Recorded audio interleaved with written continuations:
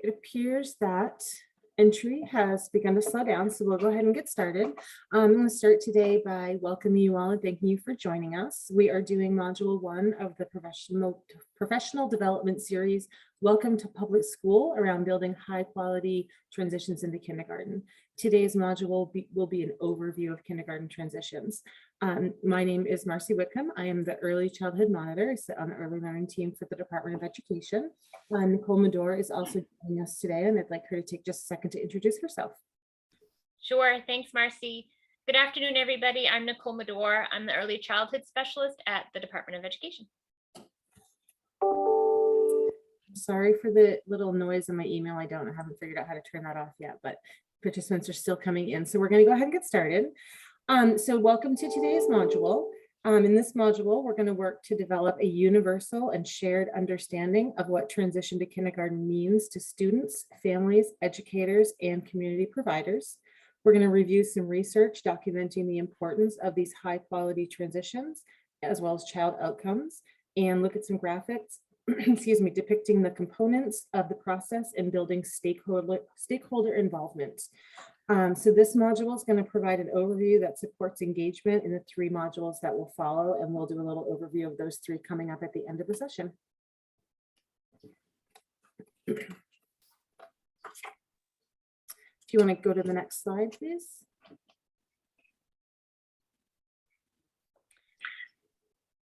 I did on my end, Marcy. Is it not showing for you?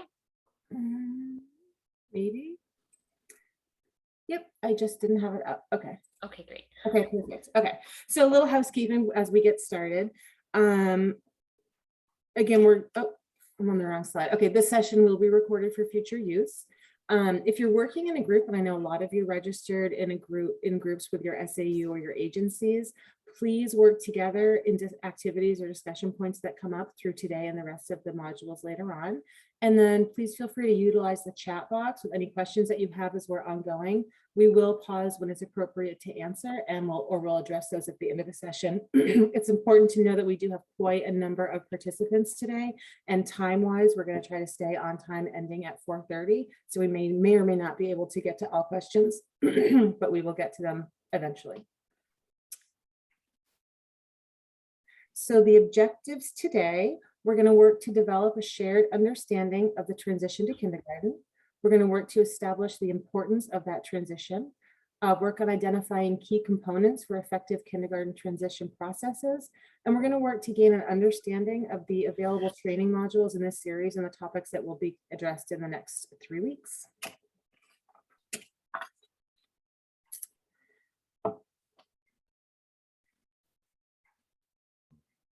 So let's get started. First, I'd like you to just take a few seconds to write down important words that come to your mind when you think about the meaning of transition. So if you want to just take a few seconds to do that, that would be great.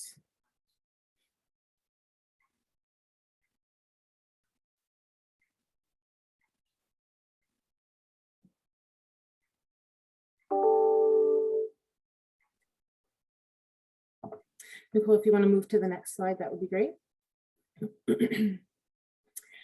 So transition refers to the process of a child moving from one program or setting to another. When children make the transition from preschool or community provider to elementary school, they must adjust to new settings and situations. This includes learning new rules and expectations, new ways of learning, and building new relationships with peers and adults, along with a new physical surrounding. Yet there is a persistent gap in the transition between preschool to kindergarten.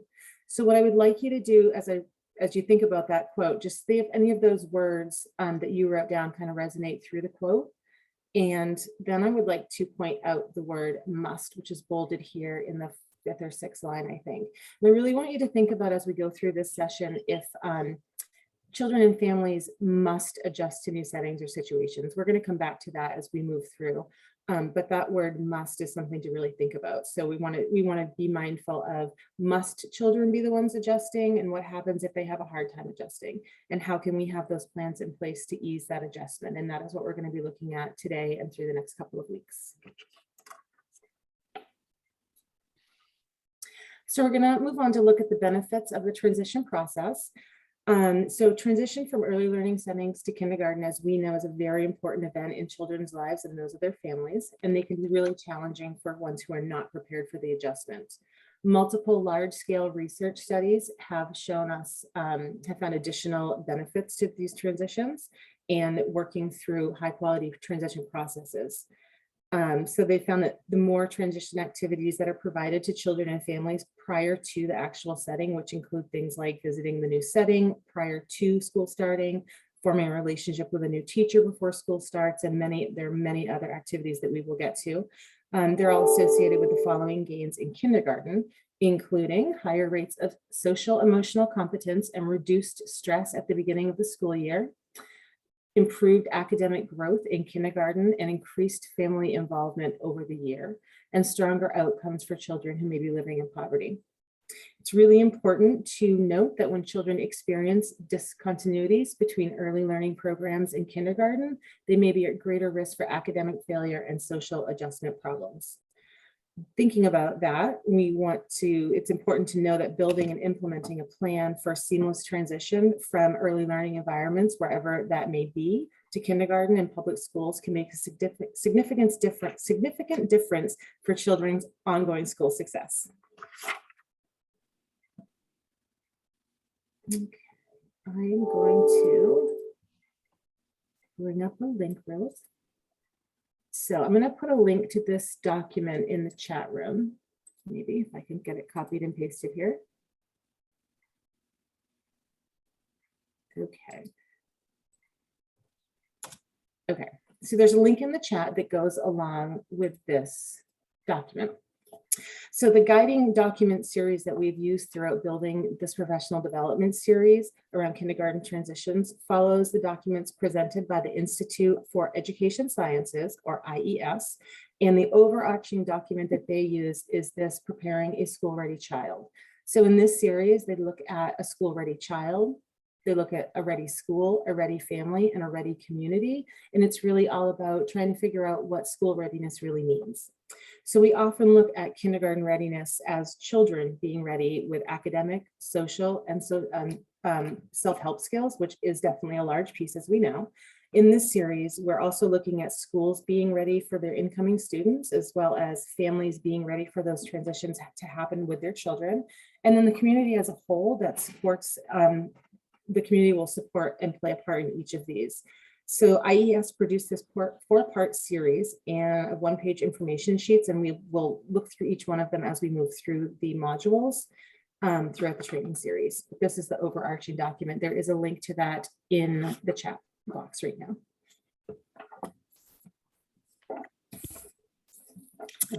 Okay.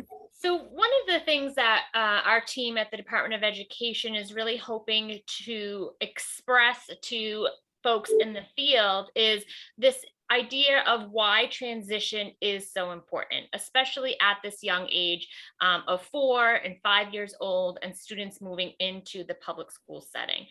It's a really critical time in a young child's life. And in many scenarios, those children that are transitioning are sometimes the first child in the family to be accessing a public school education, right? They might be the oldest sibling or the only child of that family thus far. So keeping that in the back of our minds as we're welcoming in a new group of kiddos is really going to be important to sort of thoroughly engage them and thoroughly focus on their needs as individuals and as families. So we'll remember that one of the first major transitions in a child and their family's lives is the transition from preschool or the preschool age to an elementary school and particularly kindergarten. So when children make the transition from preschool to elementary school, they must adjust, right? There's that word again.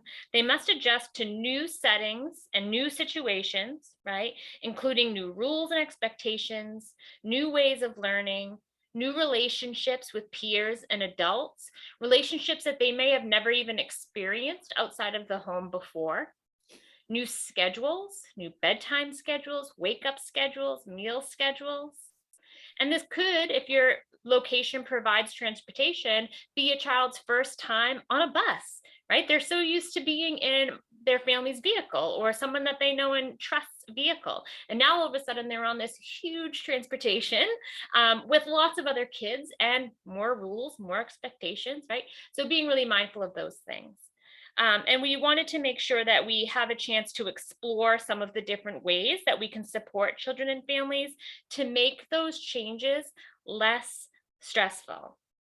Okay, we have to give them adequate transition time and activities so that the child and their family can adjust to the new settings, because it's bound to be a stressful time, whether or not the child admits it, whether or not the family admits it, and let's be honest, whether or not you as the educator or the administrator admits it, it's a stressful time. So just keeping that in the back of our minds as we move forward can be really helpful and beneficial.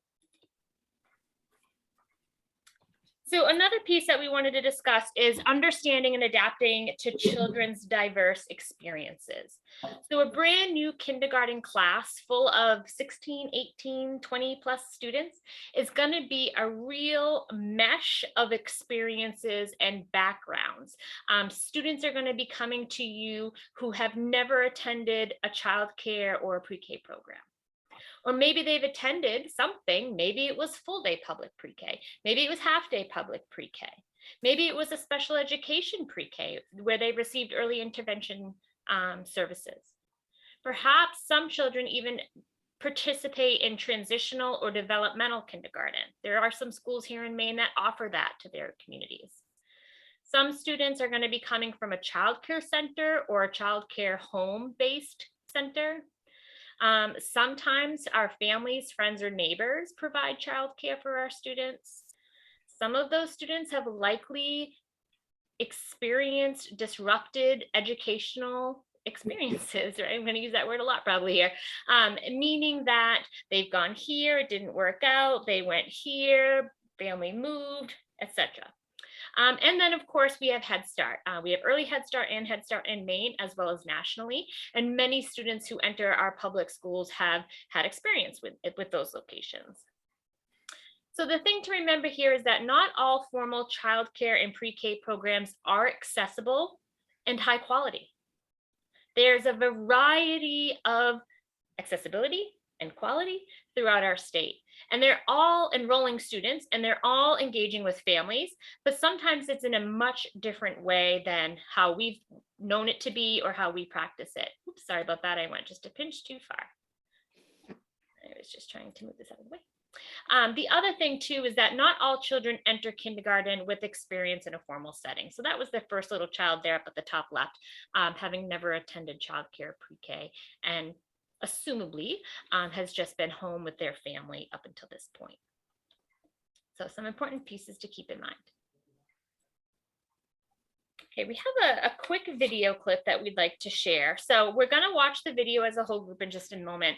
And then we have 2 questions, sort of prompts that we want folks to be thinking about while they watch the video.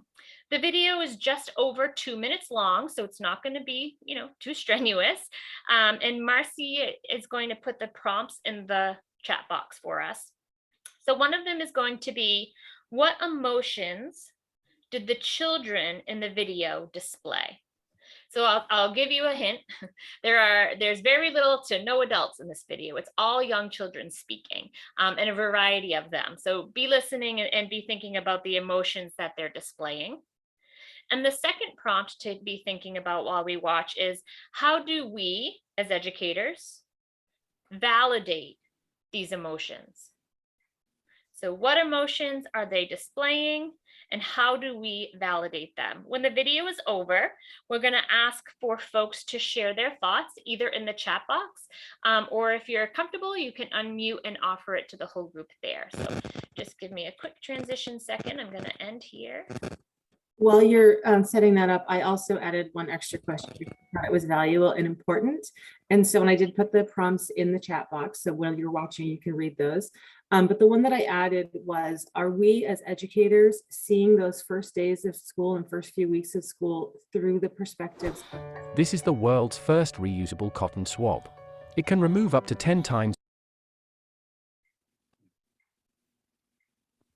Sorry Sorry, Marcy, didn't mean to cut you off. Did you want to finish your thought?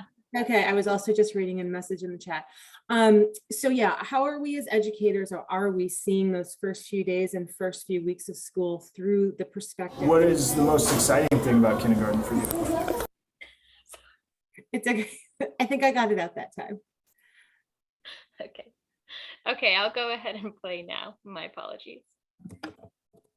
Greenhouse. There we get to learn new things. Is there anything that you're excited to learn next year that you think you're going to learn about? Handstands. What were you most nervous about when you first came into kindergarten? On the first day of school, I didn't know how to read, but now I do.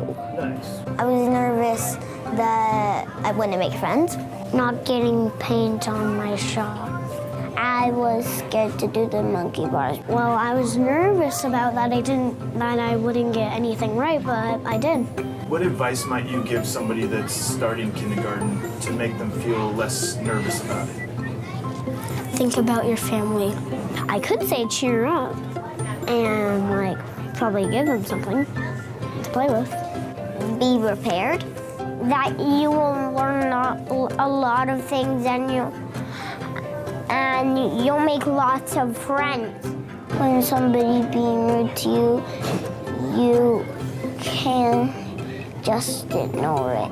What's the best thing that parents can do to help kindergartners be successful in school? Say, try your best. Give them medicine to help them be good at school. Make them the name tags that my parents made me. Be there. If you could go back in time to the start of the school year and you could tell yourself something, what would you tell yourself? I would tell myself to listen because I have problems listening at home. Can I have ice cream? When you go in first grade, you will know how to read. I would tell myself,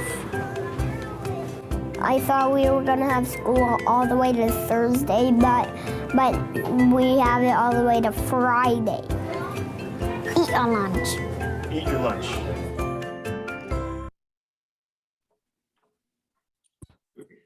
What a bummer. We had school all the way to Friday.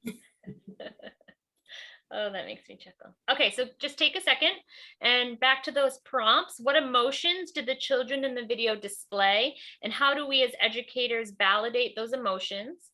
And then the one that I kept cutting Marcy off on was around how are we as educators seeing the first days and weeks of school through the perspectives of our students. So 3 big questions there. Feel free to respond to one or all 3. Unmute if you're so inclined.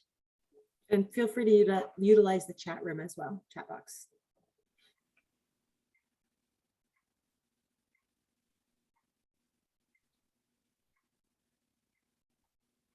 So some of the emotions that we observed, I'm just going to read the chat box for the purpose of the recording, was that students may have felt nervous or scared, worried or insecure, maybe uncomfortable, excited, cautious, that's a good one, proud. They seemed excited, but also a bit anxious about what they couldn't do yet.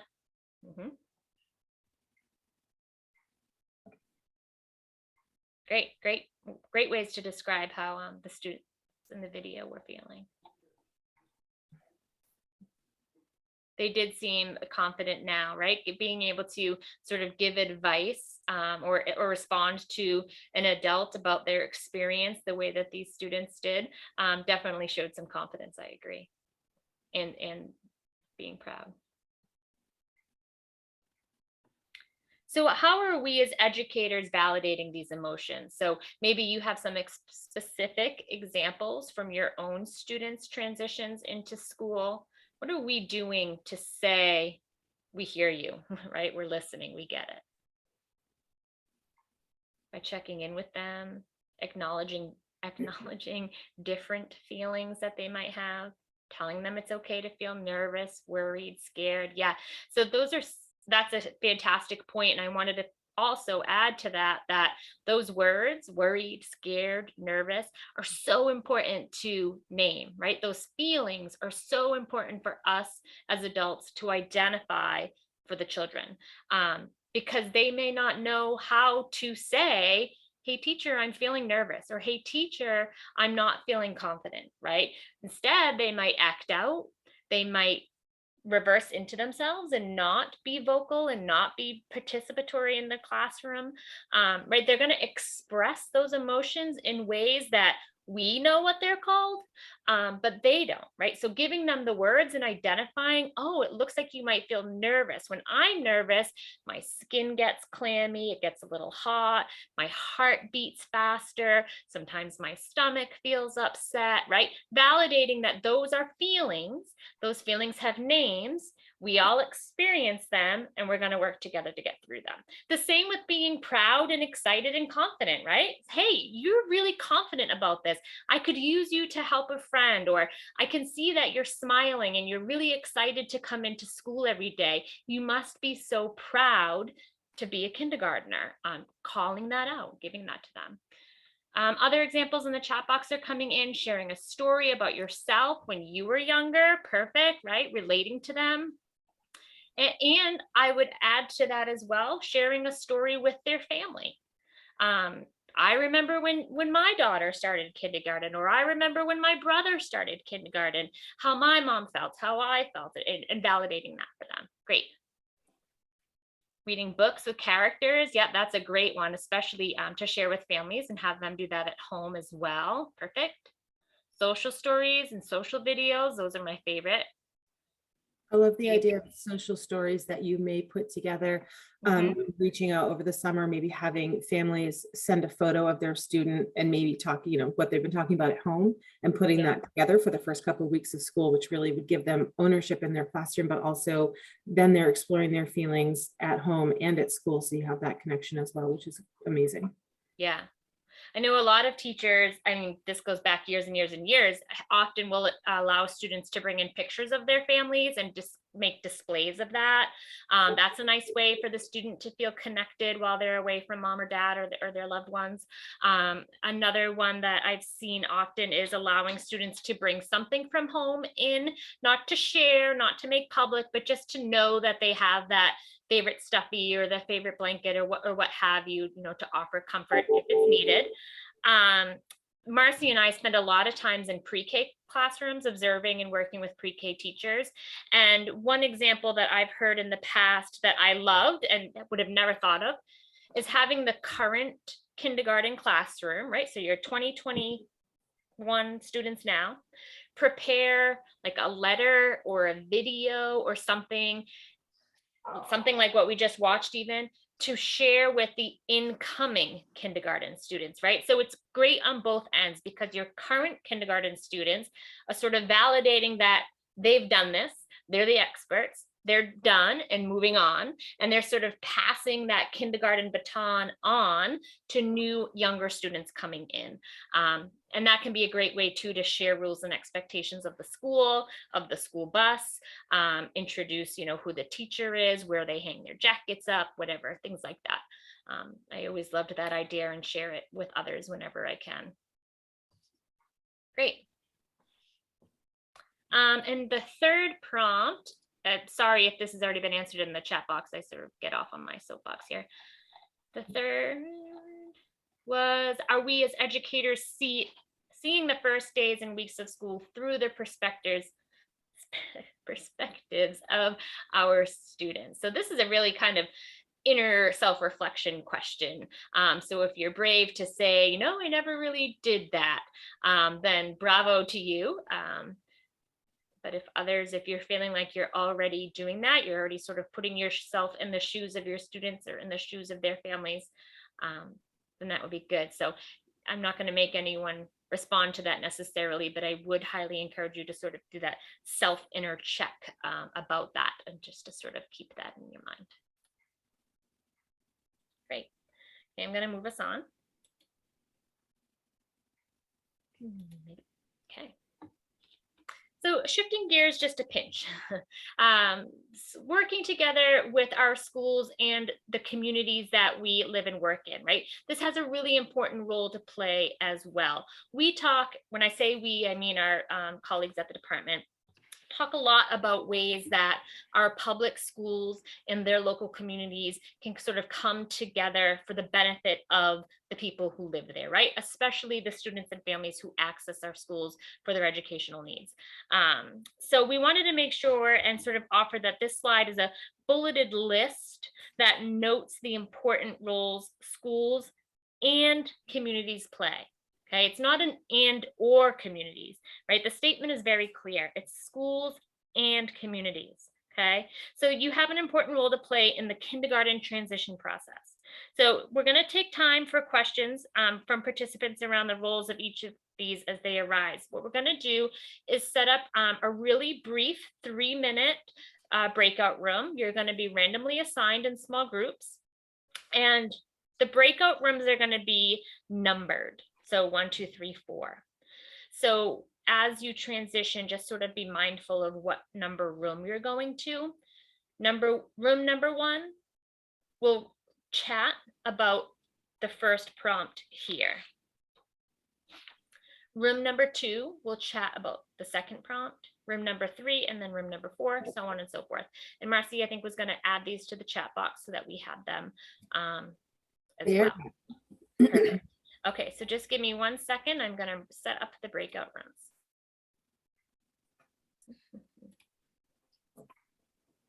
Okay. And I'm going to set the timer for 3 minutes. If you have any struggles joining the breakout room, no worries. Marcy and I can help you. And just remember, I just need to rename these. So we got room 1.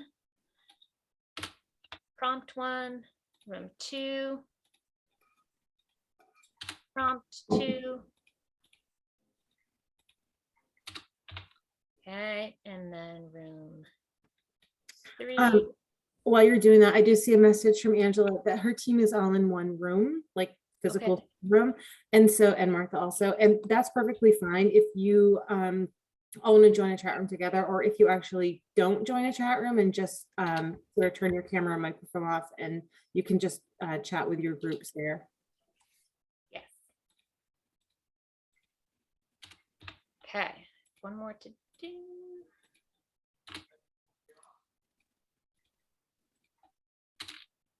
Okay, you're gonna zoom away here. We'll see you back in 3 minutes.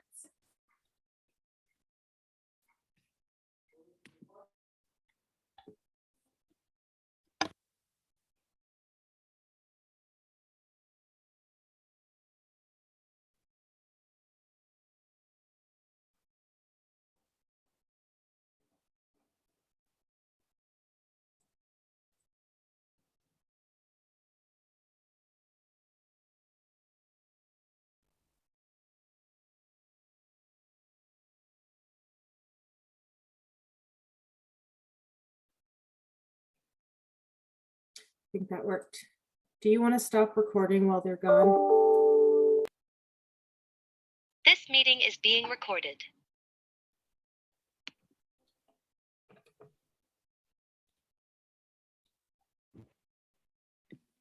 Mute.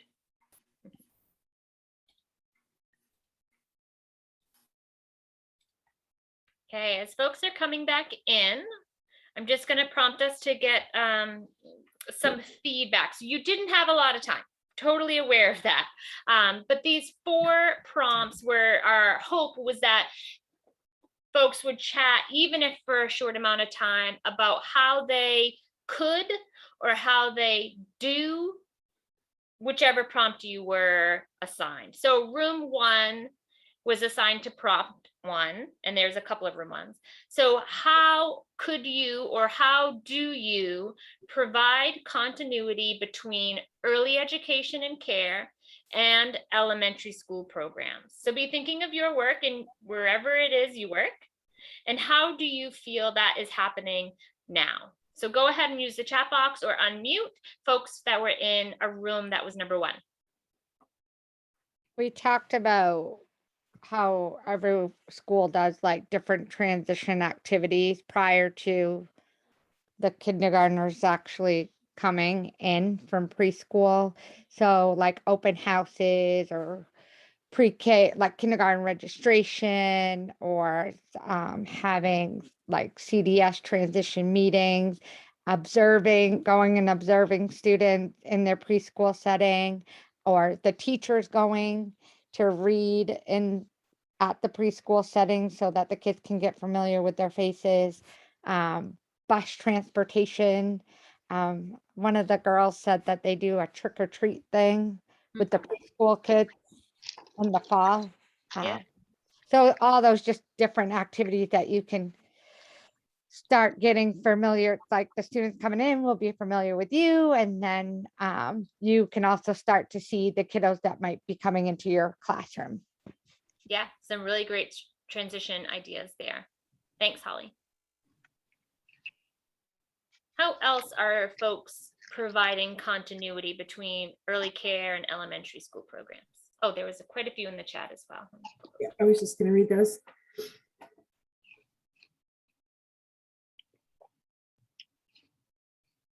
I thought you were going to read them. I'll read them out loud. We are recording again. So one of the comments in the chat was meeting with kindergarten teachers of both schools to inform them of students coming in, which is great because we do want all those kindergarten teachers to know and be prepared for students coming in. And then when you're in the same building, you can have a move up day and an open house. And I think that's awesome also. I would also throw out there, considering even if you have students who are coming from private providers or even from home, they may be invited to that step up day as well, because they're still stepping up, even if they're not in your pre-K classroom. And that would be great community building. And then there tends to be a lot more communication between school and home and early education on a daily basis and less in public school. And I completely agree with that. And that we will touch a lot on that. We will touch more on that in module 2. But what I will say is, yes, the children in early education, whether it's Head Start, whether it's a private or a home, parents are picking up and dropping off daily. And so those conversations happen multiple times a day.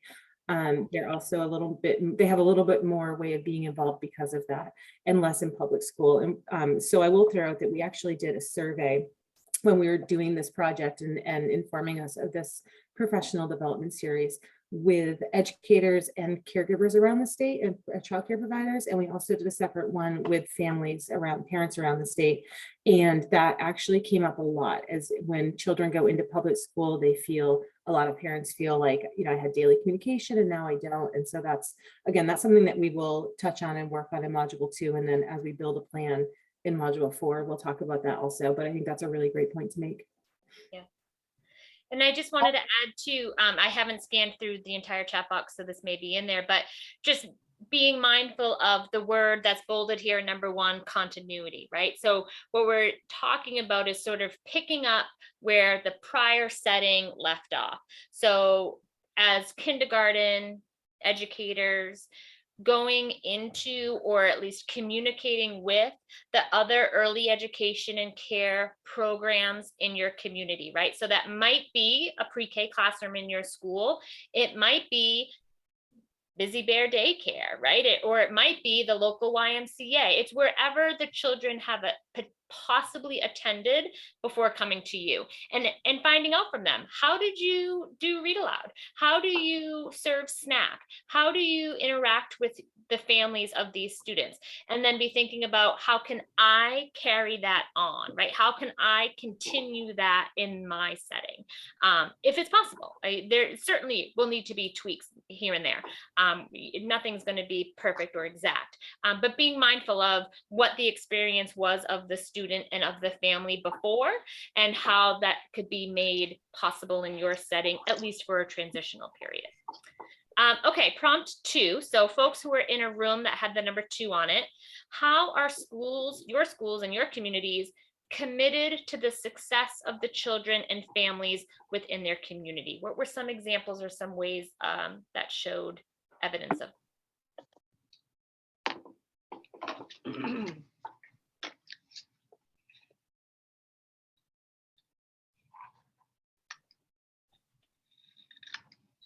Marcy, I'll let you do the chat if anything comes in. Yeah. One that we last mentioned was actually group 2, but Tracy, go ahead. That was your comment if you want to speak more to that. Well, yeah, that was my comment also, but I work through CDS, but I've also had the opportunity to work in the public school in kindergarten also. So I see both sides. I see both sides of it. And public school is set up differently than early Yes, education. And I think that we need to get together more. And I see this as a platform for trying to bridge that gap. Mhm. So I appreciate that.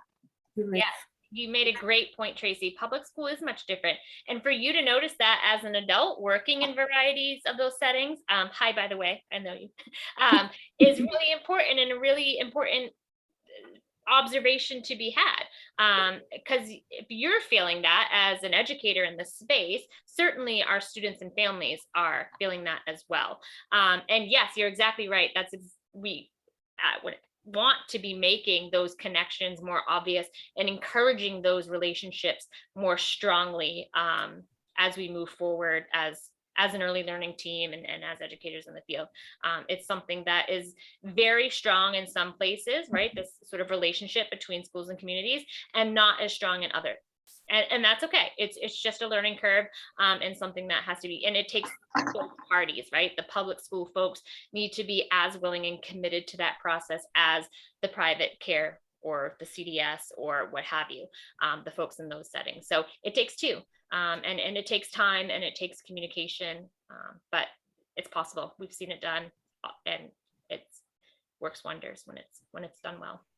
I also just want to throw out there that where today is an overview. We're not going to dig too deep into all of this, but we will dig a lot more deeply in module 3, which is around engaging your community, which includes your community providers and caregivers and schools and community centers and YMCAs and everybody working together. So we do a whole module on that, on module 3 in a couple of weeks. So great. Yes, good reminder, Marcy. Thank you. Thanks. Okay, so room 3, how were your schools and communities building relationships with and understanding the children and families that are entering your programs? What are some strategies there? I'll go ahead and read the chat while everybody's thinking. One of the comments is that schools can send home a list of skills and resources for parents for kids to work on over the summer to be ready for kindergarten, which is a great idea. That is also one of the things that we will touch on in module 2 when we talk about engaging students and families. And then in group 3, there were 2 participants. So they thought about morning meet and greets before school starts, home visits, which I love the idea of home visits, and I believe that everybody should do those. Also, we talk about those in module 3. Photos sent to parents, and then newsletters, emails, phone calls, where we're all helpful in building relationships. And yeah, a big part of module 2 and 3 is going to be all about building relationships, because that is the most important piece to start with. So we will get there also, but those are great ideas. Yeah. It's interesting too on this one. I'm going to do this whole module, all these series, so heads up. This idea of building relationships with and understanding the children and the families. You have to remember that the families are coming with a variety of their own school experiences, right? So school might not have been a positive place for mom or dad. And now they are sort of reliving it through their child. And that might bring on some really heavy feelings, memories, emotions, what have you. So some parents, for a variety of reasons, could be very reluctant in making a relationship and creating relationships with you. That doesn't mean we should stop trying, right? It just means that over time, you're going to figure out and be really comfortable with which parents and families want to know everything, want to be in the classroom, want to send you things, and which parents work better with distance. And that's okay. Just being really respectful of the needs of those individuals, and still putting yourself out there though to say, and to talk about their child and their strengths and their weaknesses and what you as an educator are observing in the classroom. It's still really important to do. But there's going to be a variety of relationships and understanding there. So I'll keep that one there too. Feel free to add to the chat, but I am going to just prompt room 4. How are your schools and communities meeting children and families where they are, and work to engage, teach, and enjoy the school journey while building a partnership? That's a bigger one, heavier one.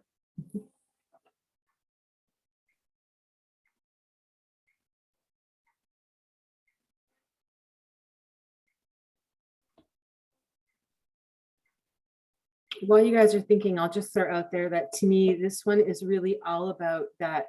It's all about building partnerships. So while you're building partnerships and building transition plans across schools, providers, your community, with families, everybody involved, all the stakeholders there, all entities, building those relationships and building a strong partnership is really the first step, which we talked about. And when you're doing that, you're going to be inadvertently, or subconsciously, I guess, engaging and working to engage, teach, and having those families and students enjoy that journey. It will all work together.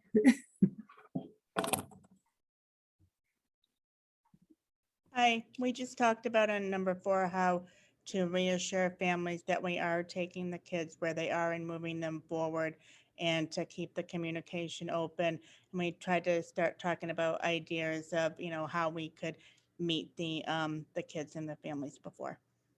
Awesome. Yeah, And that's sorry, Marcy, that's a tricky and important piece that you just said, Darcy, is meeting the children and the families where they're at, right? They don't have to be ready for the school and the curriculum. You, as a classroom teacher, need to be ready for them, right? You need to meet them where they're at and pick up there.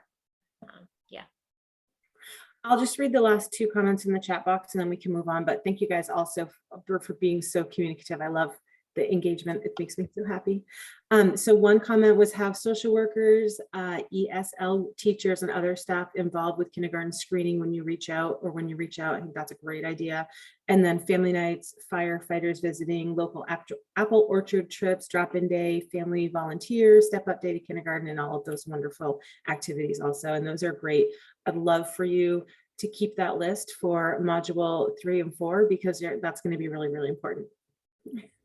So if we're ready to move on. So now we're going to talk about the intentionality of transition practices. And so it's important to know that, what are intentional transition practices and why are they important? This is talking about, we're going to explore how to be intentional about these transition activities and plans, and how they support children and families. So in order to support children in families intentionally, I can't even speak today. We do that by understanding the transition to kindergarten and letting them know what they should expect, how to engage in the school community, and then in reducing the likelihood that children fall behind socially and academically early in life.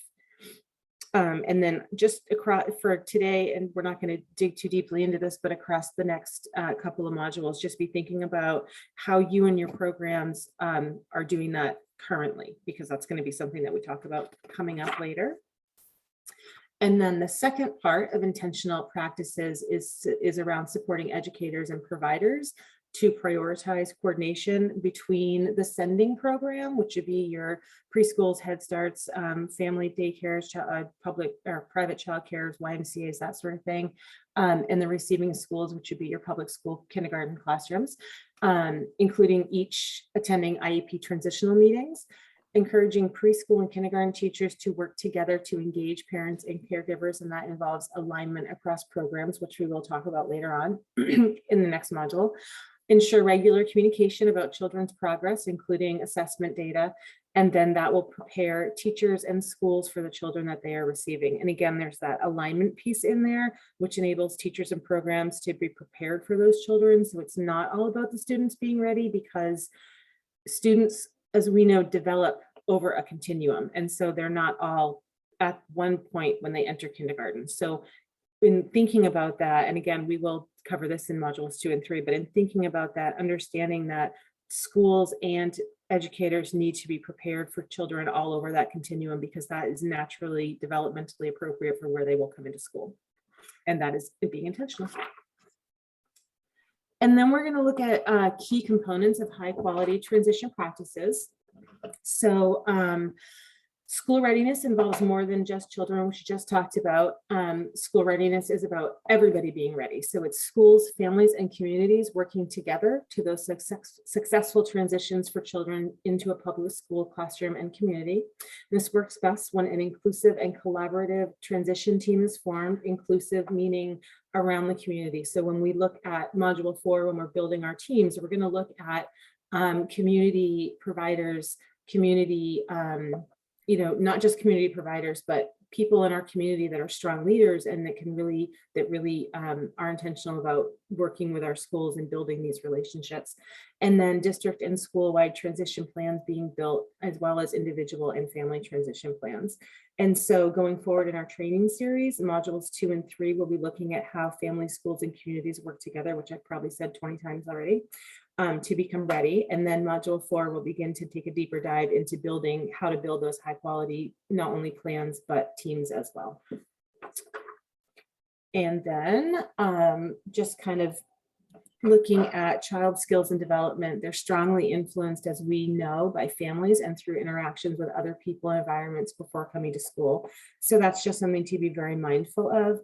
And when we look at our schools and classroom, we're looking at all of our students through different lenses, but we look at home language, cultural differences, socioeconomic differences, group care and classes attending prior to transitioning into public school, and then community and family experiences. Because like we talked about, all children come from different backgrounds for care. They also come from different backgrounds through all of these different lenses. Thanks, Marcy. So using a systems lens, communities can address and improve kindergarten transitions for all students. So that's a quote, not my quote. He said it pretty well. I wish it was mine. But when we talk about a system lens, in a second, I'll chat about what that means for transitioning into kindergarten. But the systems are what the child and the family have had experience with prior to coming to you, right? So the system of public school, the system of private care, the system of special education services, the system of being at home with mom and dad, right? It's all of those systems within a community that are working together, albeit separately, most of the time, working together to sort of improve and address kindergarten transitions for this purpose, but ultimately the well-being and high quality education of the people who live in that community. So a systems lens for transitioning into kindergarten, here we're acknowledging the complex nature of transition processes. So it'll enable state and district leaders to identify the necessary pieces to build comprehensive systems of support. As we work toward a shared understanding of this importance of this process and planning and following through with high quality kindergarten transitions, we need to look at all who are part of that system. Right. So from us at the State Department, who, we work to provide professional development, technical assistance to providers, to public schools, all the way down to building strong and reciprocal relationships within the community and across providers, right, to the time and energy of school leaders and transition team members, all that time that they put in prior to new kindergarten students entering the classroom on that first day of school. It's work. It takes so much time and thought and effort. I don't think anybody got into the career path of early childhood education because they thought it was going to be an easy ride. And if you did, your world was flipped upside down pretty quick, I think. Doing this and doing it well and transitioning students into your classroom space takes an enormous amount of effort and work. But when everybody on that team works together, there can be more opportunity for children and families to engage in that high quality transition. And that is hopefully will continue throughout their years of school in a successful way.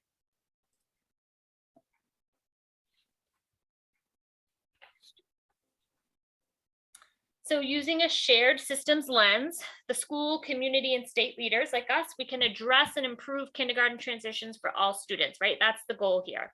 So currently, many children have inequitable experiences from the start. Like Marcy said, and we've mentioned before, they're not all coming to your classroom with the same experience and the same equitable experiences. So making the transition equitable means providing effective supports for children from low-income communities, children experiencing homelessness, children with disabilities, children experiencing adverse childhood experiences or other trauma and chronic stress, dual language learners, and children who are coming from homes where parents are constantly with them, interacting with them, and bringing them to places that offer new experiences and new cultures and things like that, right? Students are coming from a variety of backgrounds. So it's important that the transition into kindergarten supports all of those students and their families in an equitable and comprehensive manner. We talk a lot about this in pre-K as well, and sort of balancing our classrooms in a way that is equitable and honors the backgrounds and experiences of our children and families. So originally, I'll be honest, we were hoping that this could be another breakout discussion, but looking at the time, I'm thinking probably not the best use of our time to zoom out, talk, and zoom back in. So I'm wondering if anybody had any comments or thoughts or aha moments in regards to this slide of using that systems lens to provide diverse and effective supports for all children. How are you already doing that, or how could you? I've been lifting every day.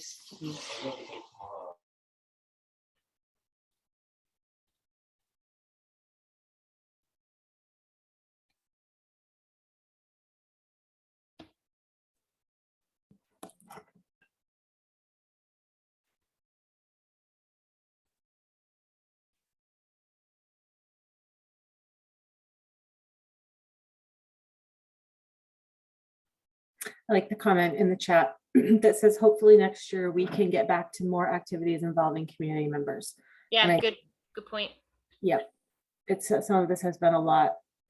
We're seeing a little bit more trauma and maybe, chronic stress and a lot of these other things that are happening and not having necessarily the resources or the ability to reach out, because yes, as the comment in the chat says, the pandemic has changed so much in terms of exposure. Yeah. Also accessibility.